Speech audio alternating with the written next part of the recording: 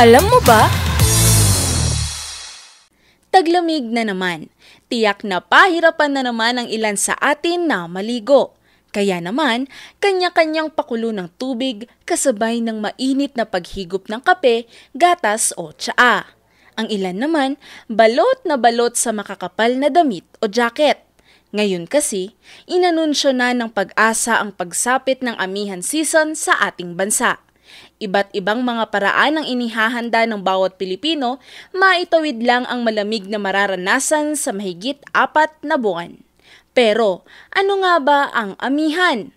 Ang amihan o Northeast Monsoon Season, ayon sa Pag-asa, ay ang hangin na nagmumula sa hilagang silangan ng Asya, partikular na sa mga kabundukan ng Siberia na balot ng nyebe dahil naman sa pagpasok ng winter.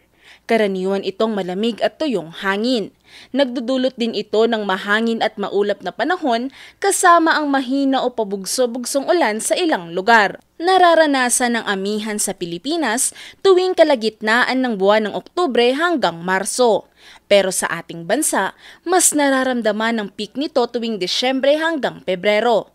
Ang amihan ay resulta rin ng malaking pagkakaiba ng temperatura ng mga bansa sa Asya. Kapag taglamig sa hilagang Asya, lumilikha ito ng high pressure area. At kapag pinagsama iyon sa low pressure area sa kanlurang karagatan ng Pasipiko, nabubuo ang malakas na hangin na dinadala dito sa Pilipinas. Pero, ano nga ba ang mga senyales o palatandaan na paparating na nga ang amihan season sa ating bansa? Una, ang labis na paglamig ng hangin sa gabi at umaga.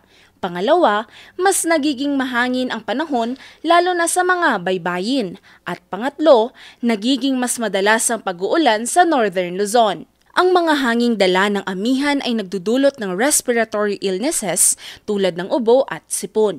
Bukod pa rito, minsan nagdudulot din ito ng maalong karagatan. Kaya naman, inaabisuhan ng Pag-asa at NDRRMC ang mga mangingisda na kapag malakas ang alon ay naglalabas sila ng gale warning.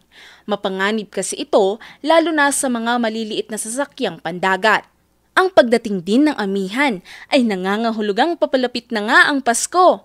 Kaya sa mga nilalamig dyan, isang mahigpit na yakap with consent sa inyong lahat. Ngayon, alam mo na!